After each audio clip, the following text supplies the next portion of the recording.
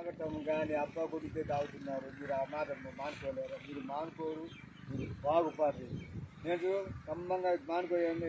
మరి 3 సంవత్సరాలు 4 సంవత్సరాలు మంది మానుకున్నాను. మీరు మానుకోరు, మానుకోరు, మానుకోరు మీరు.